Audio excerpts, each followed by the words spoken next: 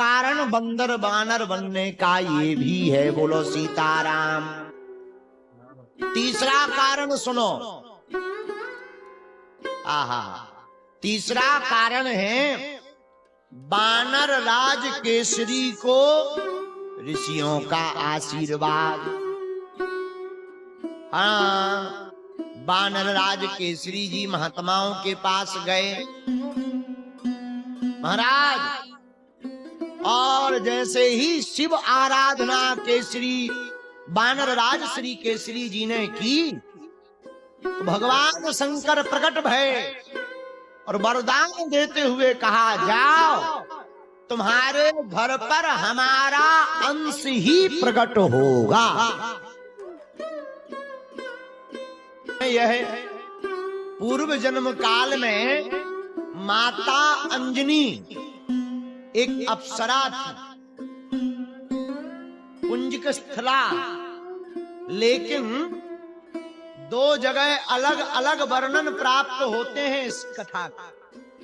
एक जगह वर्णन प्राप्त हुआ, इंद्र के श्राप के कारण यह वानरी बनी, चंचल थी। चंचल स्वभाव के कारण एक दिन ऋषियों का अपराध हो गया, बर्तन आदि गिर गए और ऋषियों के अपराध को बिना ऋषियों से क्षमा मांगे चलने लगी। तो ऋषियों को आवेश आ गया कि तुम रूप से तो बड़ी सुंदरी हो, आओ तुम बानरी तो बनोगी, पर तुम्हारे घर पर ऐसा होगा जो तुम्हारी कोख को अजर अमर कर देगा और स्वयं भी अजर अमर होगा।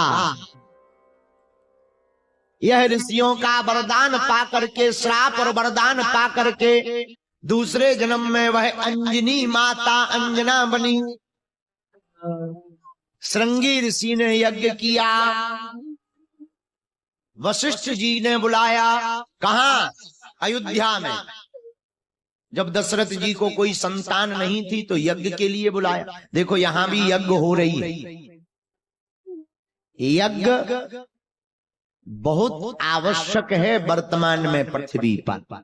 बादल से वर्षा होती, वर्षा से अन्न उगता है, अन्न से जीव तुष्ट होते हैं, पुष्ट होते हैं, और भूच क्षुधा से अतृप्त व्यक्ति तृप्त होते हैं। महाराज दशरथ ने उस खीर के पात्र को, आधा खीर कौशल्या माता को दे दिया। आधे में से आधे दो भाग किए, एक भाग कैकई को दिया। उसी समय एक गिद्ध चील वहां से उड़ती जा रही थी, उसने कैकई के हाथ पर माता रोने लगी।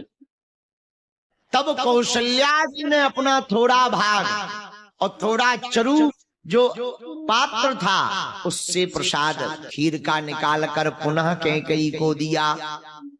वह गिद्ध चील वो खीर का पात्र लेकर खाने के लिए अयोध्या से दौड़ी दौड़ी त्रिकूट पर्वत, वेंकटाचल पर्वत तक पहुंच गई, जहां अंजनी माता उस खीर के प्रसाद को भगवान का प्रसाद मानकर माता अंजना ने पा लिया। तो इधर कौशल्या उस खीर से राम जी को प्रकट करती, कैकई भरत जी को प्रकट करती, और शत्रुघ्न जी को और लक्ष्मण जी को सुमित्रा मैया प्रकट करती। उधर उसी खीर के प्रसाद से अंजनी